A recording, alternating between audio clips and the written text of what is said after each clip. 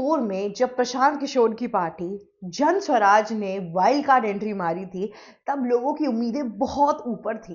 लोगों को ऐसा लगा था कि इस बार क्या पता प्रशांत किशोर बहुत हद तक वोट काट ले जाएंगे। प्रशांत किशोर की पार्टी, उनका तरीका और उनकी जो पॉलिटिकल स्ट्रैटेजिस्ट वाली जो इमेज थी, वो सबके दिमाग में छपी हुई थी। जिस तरीके से उन्होंने बीजेपी को उनकी 2014 की स्ट्रैटेजी दी थी ताकि वो इलेक्शन जीत सके, उसके बाद से अब वे खुद अपनी पार्टी के साथ बिहार के अंदर आ रहे थे, तो इससे उम्मीदें काफी ऊपर थी लोगों की। पर शायद लोग भूल गए कि एक पॉलिटिकल स्ट्रैटेजिस्ट हमेशा पॉलिटिकल स्ट्रैटेजिस्ट ही रहता है। पॉलिटिक्स में स्ट्रैटेजी बनाना और इलेक्शन में खड़े होके लड़ना दो बहुत अलग चीजें हैं। स्ट्रैटेजी उसका एक पार्ट है, पर आप जैसे जनता से बात कर रहे हैं, जनता के सामने आप अपनी पेशकश रख रहे हैं, जिस हिसाब से जनता आपको मान रही है, देख रही है, इससे एक इलेक्शन जीता जाता है। स्ट्रैटेजी भी उसका पार्ट है, पर स्ट्रैटेजी सब कुछ नहीं है। और प्रशांत किशोर की इन्हीं सब गलतियों ने उन्हें आज किसी भी कैटर में नहीं रखा। अभी इस टाइम पर जिस हिसाब से काउंटिंग चल रही है, उसमें तो करीबन 5 से भी कम सीटें मिली हैं जनस्वराज को, जिससे हर जगह बस और बस एक तरीका डिसअपॉइंटमेंट ही आया है जिन लोगों ने प्रशांत किशोर पे भरोसा किया।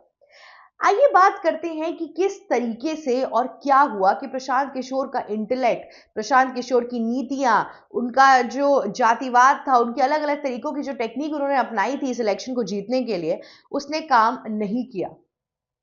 उन सब चीजों से पहले नमस्कार दोस्तों, मेरा नाम शिवी चित्रांशी है और आप देख रहे हैं एबीसी हिंदी। सबसे पहली और निगेटिव पॉइंट जो प्रशांत किशोर के बारे में थी, वो ये थी कि उन्होंने इलेक्शन में खुद खड़े होना जरूरी नहीं समझा। सबने इस पार्टी को एक उम्मीदवार पार्टी की तरह इसलिए देखा क्योंकि उसमें प्रशांत किशोर था।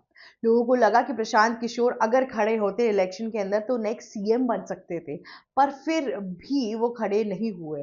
बिहार की जनता इससे अत्यधिक तरीके से डिसअपॉइंट हुई। सिर्फ इतना ही नहीं, बिहार की जनता को लगा कि ये बस बोल के चले जाएंगे, ये तो खुद इलेक्शन में खड़े भी नहीं होंगे, उसके बाद से पता नहीं किसको सीएम बना देंगे अगर जीत गए तो। अगर सीएम ऐसे ही किसी को बना दिया तो फिर हमारा क्या होगा। इसीलिए बिहार की जनता ने अपना पुराना लॉयलिस्ट और पुराना कहते हैं पार्टी वो चुना, जो थी एनडीए अलायंस, उसके अंदर जेडीयू दल को। बिहार की जनता ने दिखा दिया कि नीतीश कुमार के साथ जो उनका रिश्ता है उसे कोई भी नहीं तोड़ सकता है।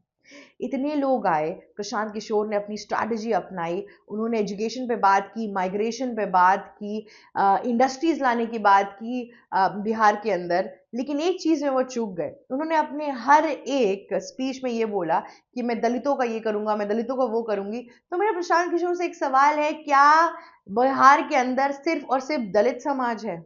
क्या और कुछ नहीं है? इस जातिवाद के जिस पूरे घेरे के अंदर बिहार की पॉलिटिक्स को बांटा गया था, उसको ठीक तो इस बार योगी आदित्यनाथ ने किया था कि उन्होंने बोला कि हम सब हिंदू हैं और हम इस बार कटेंगे नहीं, ना ही बटेंगे। इसके बाद से लोगों के अंदर एक जज्बा आया था कि पहली बार हमें कोई ऐसा होल बिहार देख रहा है, ना कि दलित, ओबीसी, एससी, एसटी।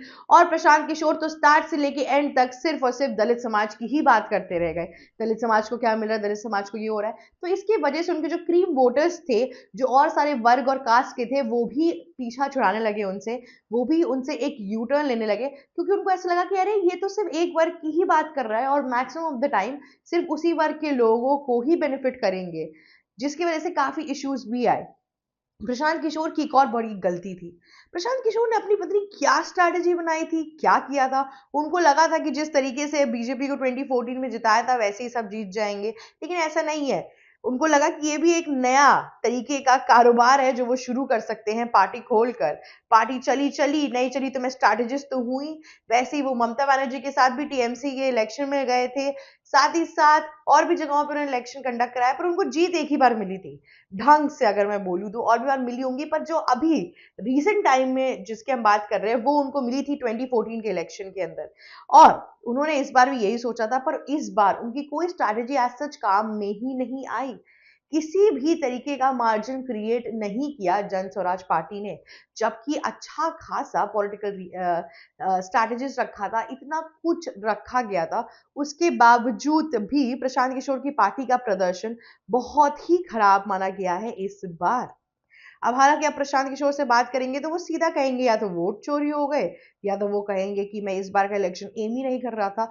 पर ये जो गलती इस बार प्रशांत किशोर ने की अपनी पार्टी के साथ, जनस्वराज को जिस हिसाब से लाया गया था, कहाँ कहाँ उसको देखा जा रहा था वर्सेस अब वो कहाँ पहुंच गई है, इसमें एक बहुत ही बड़ा हाथ है पार्टी के जो प्रमुख लीडर हैं और नेता हैं और फाउंडर हैं प्रशांत किशोर जी का।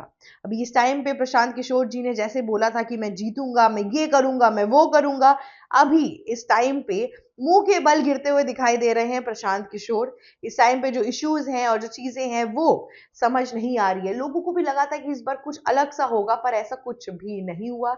सबकी आशाओं पे पानी फेर दिया गया। और तो और सिर्फ इतना ही नहीं, प्रशांत किशोर ने गलतियां पे गलतियां की। सबसे अब एक और गलती बताती हूँ।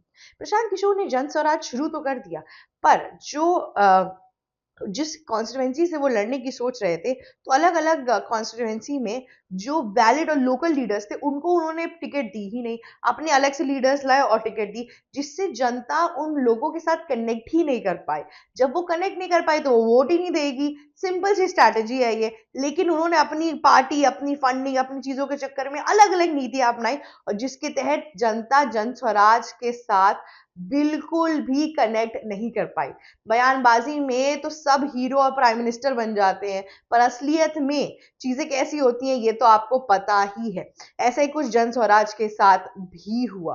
अब देखना ये था कि प्रशांत किशोर की इन सब चीजों के बाद से बिहार की जनता उन पे कैसे बिहेव करती, क्या वोट देती, कुछ करती, और बिहार की जनता ने बिल्कुल भी जन स्वराज को सीरियसली नहीं लिया।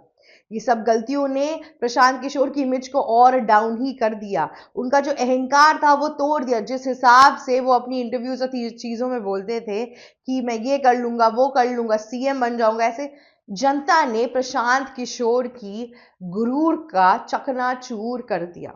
जी हाँ, उन्होंने अपनी के कहते हैं लॉयलिस्ट पना तो दिखाया ही जाकर एनडीए के साथ, पर साथ ही साथ जनस्वराज को मौका देना जरूरी ही नहीं समझा, क्योंकि जनस्वराज की बातें ऑडियंस तक आ ही नहीं पाई, लोगों तक पहुंच ही नहीं पाई, जनता कनेक्ट ही नहीं कर पाई पार्टी से। बिहार के अंदर तो बहुत टाइम से ये निश्चित था कि शायद ही जन स्वराज आएगी, पर हम सबको लगा था कि ऑपोजिशन में एक अच्छा खासा मार्जिन लेके जाएगी, सीट्स बटोर के जाएगी, पर ऐसा भी नहीं हुआ। इनकी पार्टी के अंदर इतनी ढेर सारी कमियां थी, कम्युनिकेशन में कमी थी, चीजों में अच्छी कमी थी। इनको लगा था बस स्ट्रैटेजिस्ट बन के चीजें हो जाएंगी, पर ऐसा नहीं हुआ। इस बार की सीख है कि प्रशांत किशोर को इससे सीख लेनी चाहिए और अगले टेन्योर में बेटर परफॉर्म करना चाहिए, अगले इलेक्शन में अपने बेटर परफॉर्म करना चाहिए।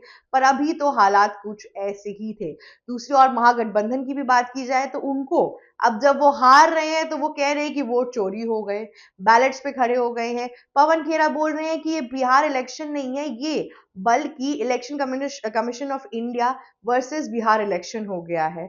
जी हाँ, उनके चीफ को क्या कहते हैं, इलेक्शन कमीशन ऑफ इंडिया के चीफ को टारगेट किए जा रहे हैं कि एसआईआर नहीं होता तो हम जीत जाते, ये वो बहुमत की सरकार आती। पर एसआईआर के चक्कर में चीजें नहीं हो पाई। एसआईआर सिर्फ अलग से महागठबंधन के वोटर्स के लिए तो है नहीं। ऑब्वियसली बात है कि अब अगर एसआईआर आया है और इतने लोगों को निकाला गया है वोटिंग प्रोसेस से, तो इसका मतलब ये है कि बीजेपी या इंडिया अलायंस ने भी अपनी वोटर लिस्ट खोई है ना। ऐसा तो है नहीं कि खोई नहीं है। तो ये सब जो चीजें हैं, इससे पता चल रहा है कि कौन कितना दूध में था और कितना पानी में था। अब रिजल्ट आने वाले हैं, एंड रिजल्ट तक का वेट है।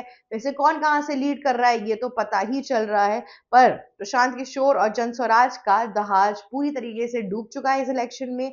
आखिरकार स्ट्रैटेजी ही सब कुछ नहीं होती है दोस्तों, दिमाग लगाना पड़ता है, आप कैसे बोल रहे हैं ये मैटर करता है, और एक सर्वश्रेष्ठ लीडर बनना पड़ता है ताकि जनता आप में भरोसा करे, आपको चीफ मिनिस्टर बनाए।